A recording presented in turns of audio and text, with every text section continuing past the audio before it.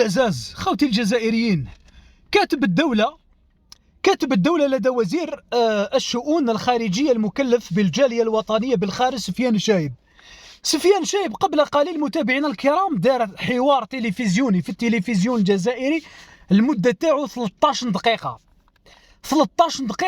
فتح النار. أباكش معناتها فتح النار على فرنسا وعلى عملائها، وكشف حقيقة لأنه قبل قليل وزير الخارجية أو وزير الداخلية الفرنسي، نعم وزير الداخلية الفرنسي اللي كان في الجزائر قبل أيام دار فيديو، دار تصريحات خطيرة جدا.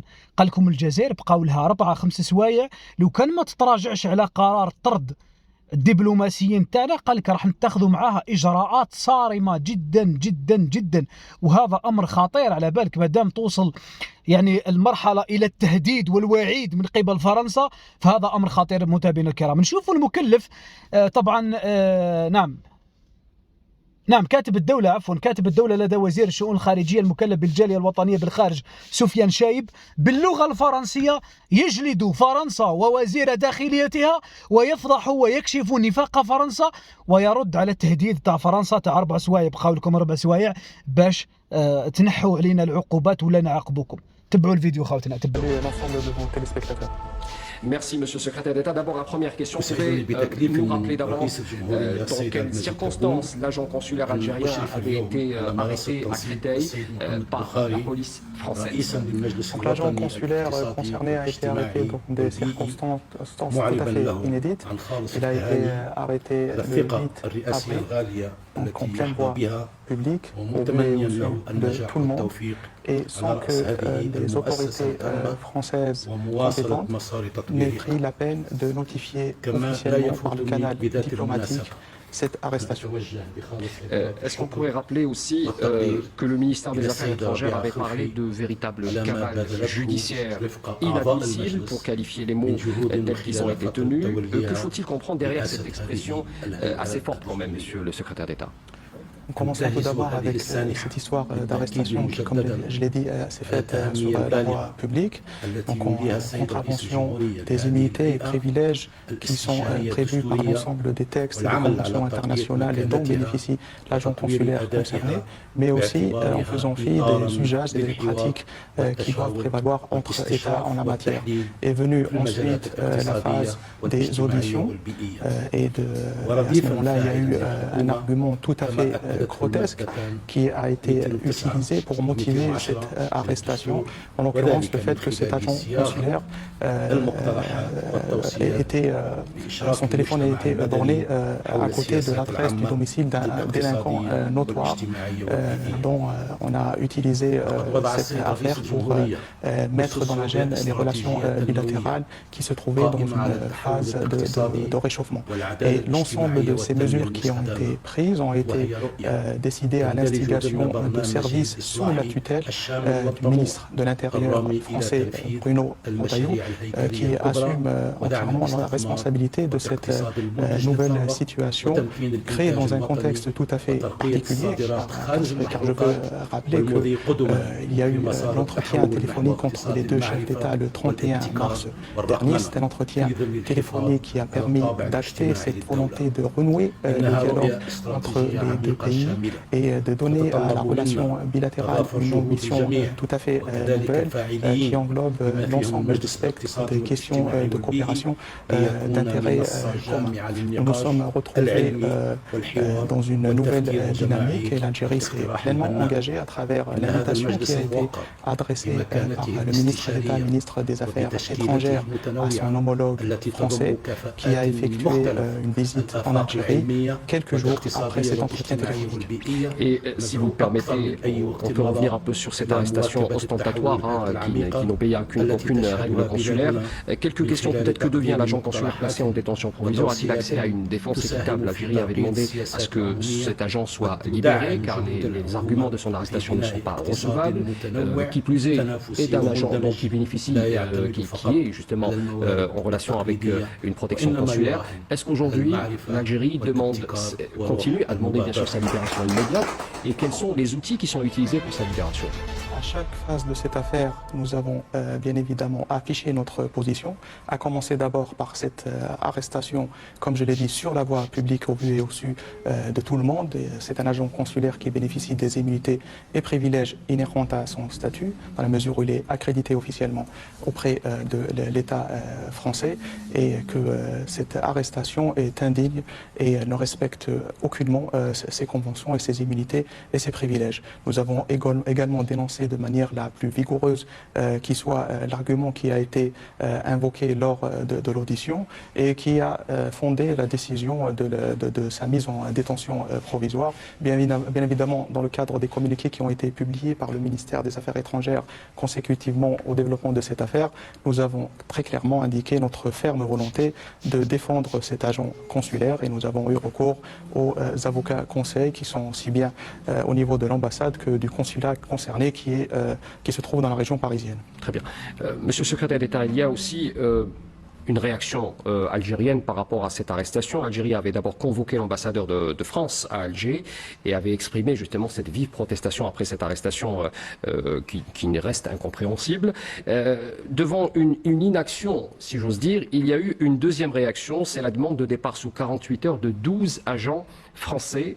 Est-ce qu'on peut connaître les détails sur cette opération, cette demande de départ de ces 12 agents? Qui sont ces 12 agents et quel est le profil de ces 12 agents qui doivent justement quitter le territoire algérien? Je dois tout d'abord dire que nous avons eu une réaction de tempérance face à l'évolution de cette situation. Nous avons très clairement dit dans le communiqué publié par le ministère des Affaires étrangères le 12 avril que nous dénonçons cette arrestation qui ne respecte pas les statuts consulaires de cet agent, qui fait fi de ses immunités et privilèges et qui bafoue également les règles et pratiques d'usage en la matière entre nos deux pays. Et cet communiqué avait appelé à la libération immédiate de cet agent consulaire. Et donc, en l'absence de réponse, nous avons pris la décision de procéder à l'expulsion de 12 agents exerçant au niveau de l'ambassade et des représentations consulaires françaises en Algérie.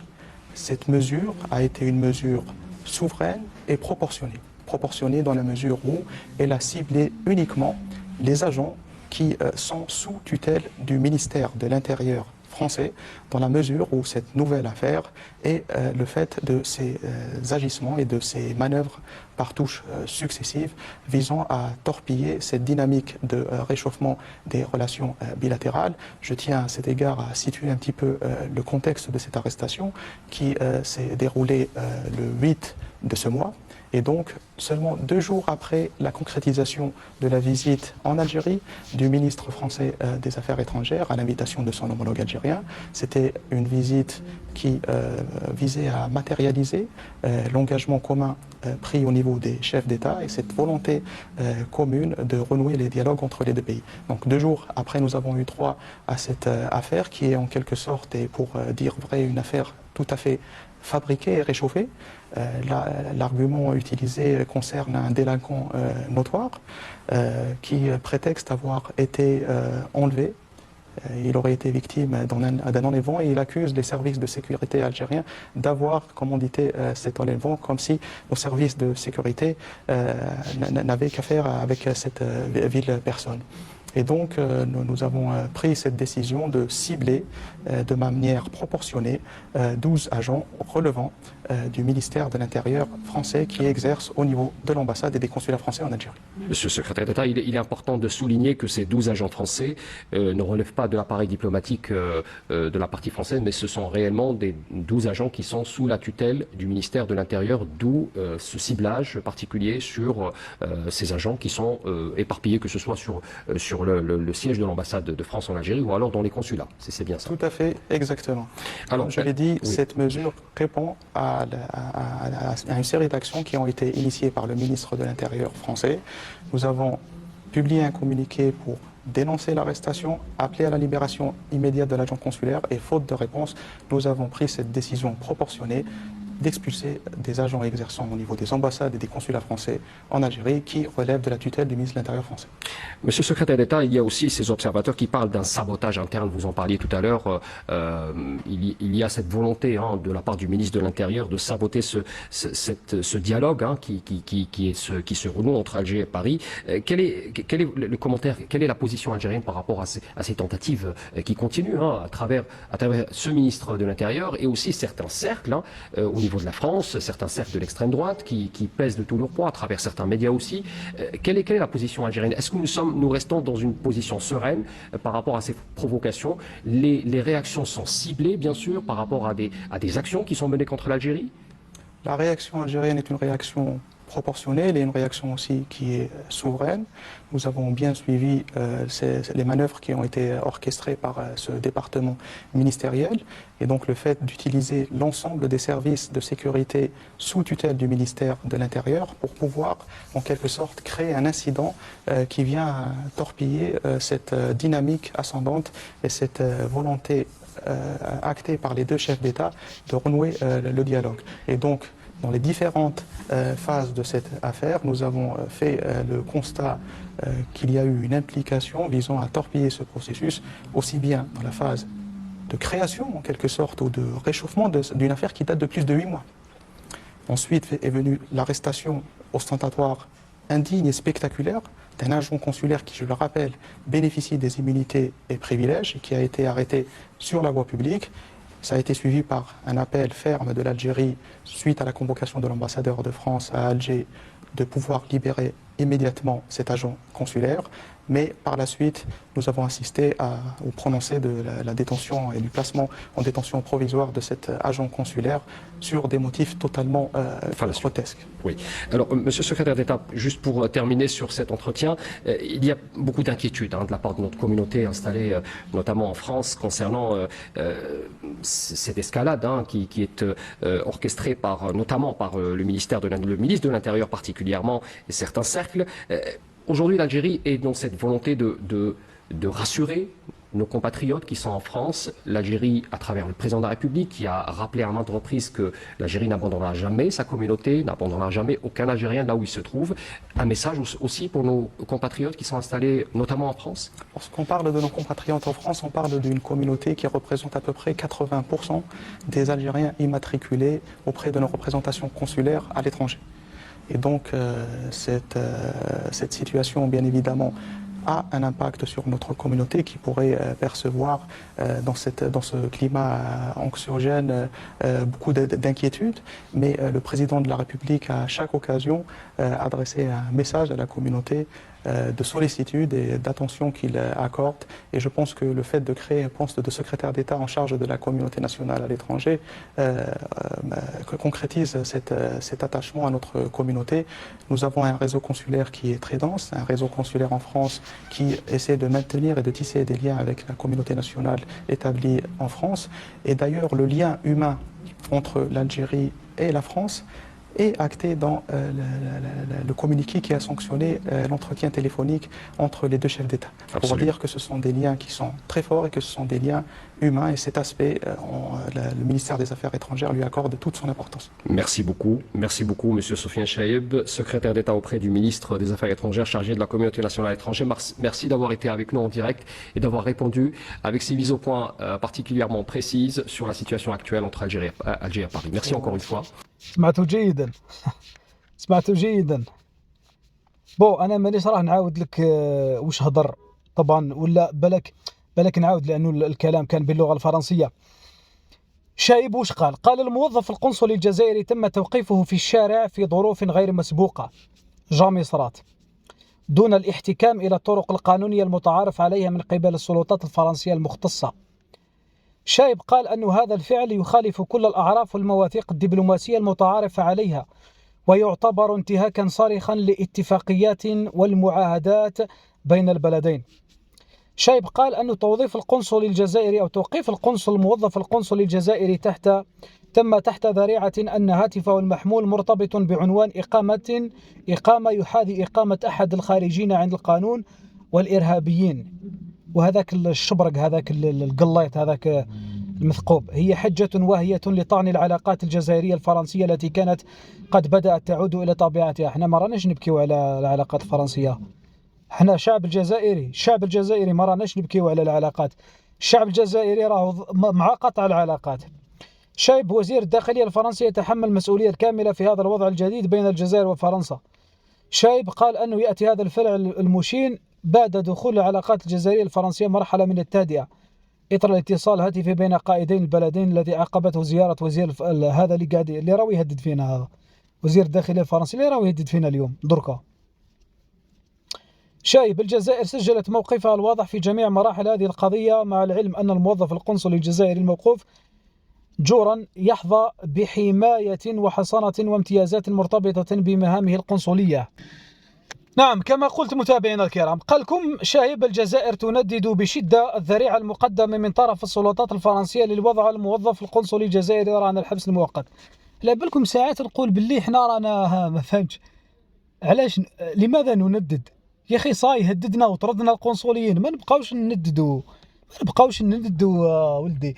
معليش راه تقول لي الياس هذه علاقات دول وعلاقات دبلوماسيه، لازم تكونوا بهذه الطريقه، لازم تكون علاقه تنديد وعلاقه دبلوماسيه. مادام فرنسا راهي تعامل فيك بهذه الطريقه باحتقار، الرد على فرنسا يجب بالاحتقار. فرنسا راهي تشوف في روحها باللي راهي مذلوله امام الجزائر، خلوهم يحسوا كما هذا الامر. ما لازمش نبروا، ما لازمش ندوا، لازم نكملوا بعقليه اننا نحتقرهم ونعاملهم بهذا الاحتقار، هكذا باش نحسوا رواحنا باللي صح رانا نذلوا فيهم كما هما راهم يقولوا هذا الامر. شايب قال لك: الجزائر اعربت عن ارادتها طبعا القويه في الدفاع وحمايه الموظف القنصلي الجزائري. عندما نتحدث عن الجاليه الجزائريه فاننا نتحدث عن 80% من الجزائريين المسجلين على مستوى تمثيليتنا في القنصليه، لذلك فان هذا الوضع له اثر في المناخ الحالي بين البلدين. يا ودي ان شاء الله تتخلط، ما يهمناش. موقف الجزائر سجلت موقفها الواضح في جميع مراحل هذه القضية، مع العلم أن الموظف القنصلي الموقوف جورا يحظى بحماية وامتيازات مرتبطة بمهامه القنصلية. على بالنا يحظى باهتمامات وكلش. الشعب الجزائري راه يقول لكم اقطعوا العلاقات، ما نبقاوش نبكيو عليهم. سمعت يا شايب؟ ما نبقاوش نهضروا فيهم، خلاص قطعنا العلاقات، ما نبقاوش نبروا، فهمتوني؟ ما نمدوش تبريرات وما نوضحوش، ما نحتاجوش نوضحوا ولا نقدموا تبريرات. انت قطع العلاقات، اقلب الصفحه خويا، نستناو. قال لك 10 ساعات الموظف هذا وزير الداخليه الفرنسي راه يهدد فيكم يا شايبه، الا ما على بالكش. بقات 10 ساعات ولا 4 ساعات ولا 5 ساعات، يا خويا نشوفوا ترى واش راه يقول لنا ونتخذوا معهم اجراءات صارمه. تحيه الجزائر وتحيه عمي تبون. خوتنا اللي ما راهش مشترك في القناه يشترك لنا في القناه، يفعل لنا جرس التنبيهات، يبارطاجي هذا الفيديو. تحيه الجزائر وتحيه عمي تبون، والسلام عليكم.